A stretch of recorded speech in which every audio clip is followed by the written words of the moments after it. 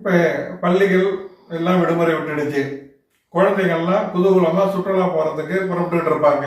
பெரியவங்களுக்கும் ஒரு என்டர்டைன்மெண்ட் வேணும். அதனால 2 நபர்களும், மூத்தோர்களும் இளையோர்களும் பங்கு பெறக்கூடிய வகையில் வரக்கூடிய காலத்தில் அற்புதமான ஒரு நிகழ்வு நடைபெற இருக்கிறது. அதுவும் உலக புகழ் பெற்ற ஒரு நிகழ்வு நடக்க போகுது. எங்க, எப்ப, அதை பத்தி தான் நாம இந்த காணொலி வாயிலா பேச போறோம். அது என்ன நிகழ்வு அப்படின்னு கேட்டீங்கன்னா, ஆழி தேரோட்டம். ஆமாங்க, திருவாரூர்ல நடைபெற இருக்கின்ற ஆழி தேரோட்டத்தை பத்தி தான் இந்த காணொலியில நான் உங்களுக்கு சொல்ல போறேன். எப்படிப்பட்ட ஒரு நபராக இருந்தாலும், எங்கு இருந்தாலும், உலகம் முழுக்க வந்து பார்த்து பயன்பெறக்கூடிய ஒரு நிகழ்வு தான் ஆழி தேரோட்டம். எப்ப நடக்க போகுது, அதுல என்ன சிறப்பு இருக்கு? பொதுவா பிறக்க முக்தி அந்த ஸ்தலம் தான் திருவாரூர். தியாகராஜ சுவாமியும் கமலாம்பிகை தாயாரும் ஒருங்கே காட்சி கொடுக்கக்கூடிய ஒரு ஸ்தலம். அது மட்டுமல்ல, பல்வேறு விதமான சர்வரோக பரிகார ஸ்தலம்.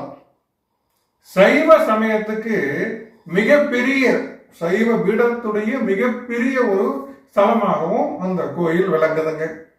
அங்க மிக சிறப்பு மிக்க விவரம் என்ன அப்படின்னா, அந்த ஆழி தேர் தாங்க. எல்லா ஊர்லயும் நாம தேர் பார்த்திருப்போம்.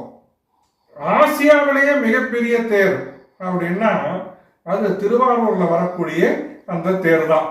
அந்த தேருடைய சிறப்புகள் ஒரு காணொலியில சொல்ல முடியாது, அவ்வளவு செய்திகள் இருக்கு.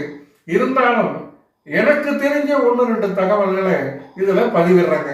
முதல் செய்தி என்ன அப்படின்னு பாத்தீங்கன்னா, மிகப்பெரிய தேர், சற்றேறக்குறைய 96 அடி உயரம். அந்த உயரத்துக்கு தேர் அப்படிங்கிறது வேற எங்கேயுமே கிடையாது. அதுல 30 அடிக்கு குறையாம பீடமே இருக்குங்க, மரத்தாலான பீடம். அந்த பீடமே 30 அடிங்க. மிச்சம் இருக்கக்கூடிய 66 சொச்சம் அடி இருக்கு பாருங்க, அது மூங்கில்களால் கட்டப்பட்டது. மேல் நோக்கி கட்டப்பட்ட கோபுர வடிவில் உடைய அமைப்புடையதுங்க.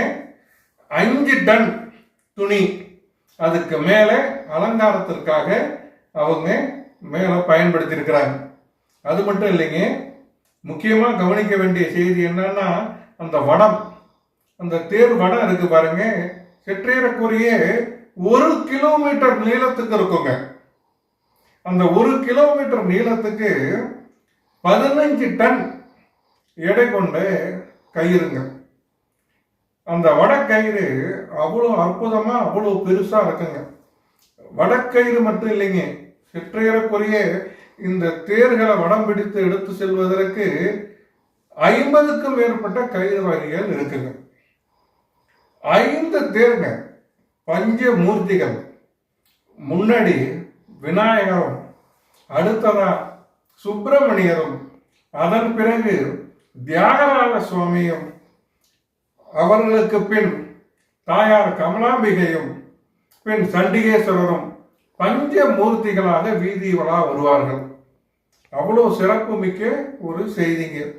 அதை எல்லாத்தை விட முக்கியமா நாம இன்னொரு செய்தி பார்க்கணுங்க. அது என்ன அப்படின்னு கேட்டீங்கன்னா, ஆழித்தேர் வித்தகனை நான் கண்டது ஆரூரே அப்படின்னு திருநாவுக்கரசு நாயனார் பதியம் பாடியிருக்காருங்க. தேராரும் நெடுவீதி திருவாரூர் என சேக்கிழா பெருமானும் பாடியிருக்கார். தமிழகத்தில் இருக்கக்கூடிய தேர்கள்லேயே திருமுறைகளில் பாடல் பெற்ற ஒரே தேர் இந்த தேர் தாங்க. பொதுவாக பாடல் பெற்ற ஸ்தலங்கள் இருக்கு, பாடல் பெற்ற சுவாமிகள் இருக்காங்க. ஆனா ஒரு தேருக்கு பாடல் அப்படிங்கிறது வேற எங்கேயும் நீங்க பார்க்க முடியாது. அந்த மாதிரி பாடல் பெற்ற ஒரு தேருங்க அது. இந்த நிகழ்வு, அதாவது அந்த தேரோட்டம் நடக்கக்கூடிய அந்த நிகழ்வு இருக்கு பாருங்க, அதை பார்க்கறதே மிகப்பெரிய புண்ணியம். அது மட்டும் இல்லைங்க, ஊர் மக்களே தேர் கூடி, அதாவது ஊர் கூடி தேர் இழுக்கிறது அப்படின்னு சொல்லுவாங்க இல்லையா, அந்த தேரை பார்க்கறது மட்டும் இல்லாம அந்த தேரை இழுக்கிறதே கைலாசத்துக்கு இணையான ஒரு நிகழ்வா கருதப்படுதுங்க. யாரெல்லாம் வந்து தேரை இழுக்கிறாங்களோ, ஆழித்தேரை இழுக்கிறாங்களோ, அவங்களுக்கெல்லாம் கைலாயம் நிச்சயம். அந்த நம்பிக்கை அந்த மக்கள்கிட்ட முழுக்க இருக்கு. ஆரூரா தியாகேசா அப்படின்னு அவங்க கொடுக்கக்கூடிய அந்த குரல், அந்த ஆர்ப்பாட்டமான ஒரு சத்தம், அந்த நேரத்துல பாத்தீங்க அப்படின்னா பகவான் எப்படி வருவார் தெரியுங்களா? 8 குதிரைகள் பூட்டி பிரம்மன் சாரதியாக அமர்ந்து அந்த அந்த அற்புதமான ஆழித்தேர் பவனி வந்து நடக்குங்க. அது மட்டும் இல்லைங்க, இதுல இன்னொரு முக்கியமான கவனிக்க வேண்டிய ஒரு செய்தியும் இருக்கு. ஒவ்வொரு ஆண்டும் பங்குனி மாசத்துல ஆயில்ய நட்சத்திரத்துல இந்த தேரோட்டம் நடைபெறும். வரக்கூடிய ஏப்ரல் மாசம் 7ஆம் தேதி இந்த தேரோட்டம் நடைபெற இருக்கிறது. 4 மாட வீதிகள்ல இந்த தேர் அசைந்து ஆடி வரக்கூடிய அழக பார்க்கறதுக்கு கோடி கண்கள் வேண்டும். அது மட்டும் இல்லைங்க, அந்த நேரத்துல அதாவது தேரோட்டம் நடக்கக்கூடிய அந்த நிகழ்வு அப்ப கொடுகொட்டி பாரி நாயனம் போன்ற பாரம்பரியமிக்க கருவிகள் அதெல்லாம் வாசிக்கப்படும். அந்த பகவானுடைய மிக சிறப்புமிக்க ஒரு நிகழ்வு இருக்குங்க. திருவாரூரை பொறுத்தவரை தியாகராஜ சுவாமியுடைய பாதங்களை நம்மால எப்போதுமே வந்து சேவிக்க முடியாது. என்ன காரணம் அப்படின்னு கேட்டீங்கன்னா, பகவானுடைய இடது பாதத்தை பங்குனி உத்தரத்துக்கும் வலது பாதத்தை திருவாதிரை திருவிழா காலத்துல மட்டும்தான் சேவிக்க முடியும். ஆனா ஆழித்தேர்ல பகவான் வரும் பொழுது முழுமையாக 2 பாதங்களையும் சேவிக்க முடியுங்க. இந்த நிகழ்வை நீங்க வேற எங்கேயுமே எப்போதுமே பார்க்க முடியாதுங்க. அப்படி ஒரு அற்புதமான நிகழ்வுங்க அது நடக்க போதுங்க. அது மட்டும் இல்லை, எப்போதுமே பகவானுடைய பாதங்கள் மலர்களால் மூடப்பட்டிருக்கும். எப்ப போனீங்கனாலும் சரி, நீங்க பாதங்களை மட்டும் பார்க்க முடியாது. என்றுமே பகவானை வந்து அவருடைய பாத தரிசனம் தான் நமக்கு வேணும். பாதத்திலிருந்து தான், அதாவது திருவடியிலிருந்து தான் திருமுடி வரை தரிசிக்கணும் அப்படிங்கிறது ஆன்றோர் வாக்கு. இங்கே அந்த பாதத்தை பார்ப்பதே காண கிடைக்காத அரிய ஒரு காட்சி. அது மட்டும் இல்லைங்க, தேருடைய தன்மை அப்படின்னு பாத்தீங்கன்னா பல லட்சம் டன் உங்களுக்கு வந்து அதோடைய மதிப்பு. மூங்கில்கள் டன் கணக்கில் இருக்குங்க. மூங்கில் 500 கிலோவுக்கு மேலே வண்ண துணிகள், 50 கயிறு, இந்த தேரை வடம் பிடிச்சு இழுக்கிறதுக்கு பெரிய அளவுல பனைமர கட்டைகள், அதுவே பார்த்தீங்கன்னா 5 டன்னுக்கு மேல இருக்கும். இந்த தேரை பத்தி நீங்க சொல்லிக்கிட்டே போகலாம். இது என்னென்னலாம் வந்து ஒரு காணொளி பத்தாது, அவ்வளோ தகவல் இருக்குங்க. அழகிய சிற்பங்கள், வண்ண வேலைப்பாடுடைய அருமையாக வடிவமைக்கப்பட்ட தேர்.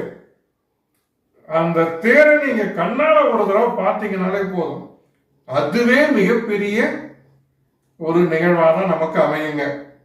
அது மட்டும் இல்லைங்க, இந்த தேரை வடம் பிடிச்சு இழுத்துட்டு போறாங்க பாருங்க, அந்த நிகழ்வு நடந்து, அதாவது எப்ப அந்த நிகழ்வு நடக்குதோ அந்த நேரத்துல கைலாய வாத்தியங்கள் ஒரு பக்கம் முழங்க, திருமுறை பன்னிசை நிகழ்வாக மறுபுறம் ஒலிக்க, அதை கேட்கும் போதே அந்த கைலாயம் பூலோகமாக, இந்த பூலோகமே கைலாயமாக மாறிய நிகழ்வை நாம உணரலாம்.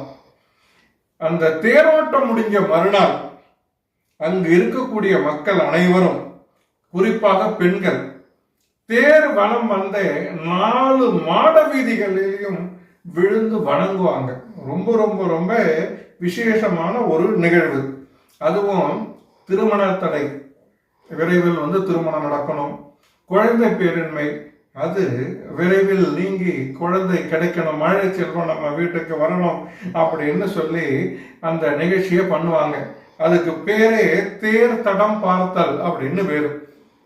ஆழி தேரோட்டம் நடந்த மறுநாள் தேர் வலம் வந்த 4 மாட வீதிகளிலும் இந்த மக்கள் ஆர்ப்பரித்து, முன்தினம் எப்படி இருந்ததோ அதே அளவு பக்தியோடும் பரவசத்தோடும் நம்பிக்கையோடும் அந்த மாட வீடிகளை வழிபாடு செய்வார்கள். அதுதாங்க இந்த தேருடைய மிக சிறப்பு மிக்க ஒரு நிகழ்வு. பொதுவா தேரோட்டம் எல்லாருமே போவோம், பார்ப்போம், ஜாலியா சந்தோஷமா நாம தேரை வடம் பிடிச்சு இழுப்போம், வீட்டுக்கு வந்துடுவோம், அந்த நிகழ்ச்சி முடிஞ்சிடும். ஆனா இங்கே தேர் தடம் பார்த்தலங்கிற நிகழ்வு தேர் முடிஞ்சதுக்கு மறுதினம் தான் நடக்கும். அவ்வளவு சிறப்பு மிக்க ஒரு தேருங்க. வரக்கூடிய ஏப்ரல் மாசம் 7ஆம் தேதி அந்த நிகழ்ச்சி நடக்க போது இந்த காணொலியை பார்த்துக்கிட்டு இருக்கக்கூடிய அத்தனை அன்பர்களும் சிறியவர்களும் பெரியவர்களும் அவசியம் குடும்பத்தோடு வந்து கண்டுகளியுங்கள். அதற்கான முன்னேற்பாடுகள் அனைத்தையுமே அரசாங்கம் முன்னின்று செய்கின்றது. மிக பெரிய விழாவாக திருவாரூர் மாவட்டத்திலேயே கொண்டாடப்படுகின்ற ஒரு நிகழ்வு. வரக்கூடிய காலங்களில் அந்த நிகழ்ச்சி இருக்கு. அவசியம் அனைவரும் பங்கெடுத்துக்கணும். அது மட்டும் இல்லைங்க, முக்கியமா இந்த தேர் எந்த இடத்துல வலம் வருதோ அந்த வலம் வரக்கூடிய நிலை எங்கெல்லாம் சுத்தி வருதோ அந்த திரும்பக்கூடிய நிலை இருக்கு பாருங்க. ஒவ்வொரு வீதியிலேருந்து இன்னொரு வீதிக்கு திரும்புது பாருங்க. அந்த திரும்புறத பார்க்கறதுக்கே அவ்வளவு அழகா இருக்கும். அந்த பக்கத்து மக்களுடைய பழக்க வழக்கமே என்ன அப்படின்னா, தேரை பார்க்கறது மட்டும் இல்லைங்க, வடம் பிடித்து இழுக்கிறது மட்டும் இல்லைங்க, ஆரூரா தேகாசா அப்படின்னு ஆரவாரம் விட்டு அந்த தேருடைய உலா, அந்த நிகழ்வு ஆழி தேரோட்டம் அப்படின்னு சொல்லக்கூடிய அளவுக்கு விண்ணதிர கோஷமிட்டு நடக்கக்கூடிய அந்த நிகழ்வு அவசியம் உலக மக்கள்களால் காணப்படுகிறது. நேரடியாக இந்த நிகழ்ச்சிக்காக உலகத்துல பல்வேறு பகுதிகளில் இருந்து மக்கள் வராங்க. தமிழ்நாட்டில் இருக்கிற நாம பார்க்காம இருக்கலாமா? தப்பு இல்லையே. அவசியம் நாம எல்லாரும் அந்த கோயிலுடைய ஆடி தேரோட்டத்திற்கு போவோம்.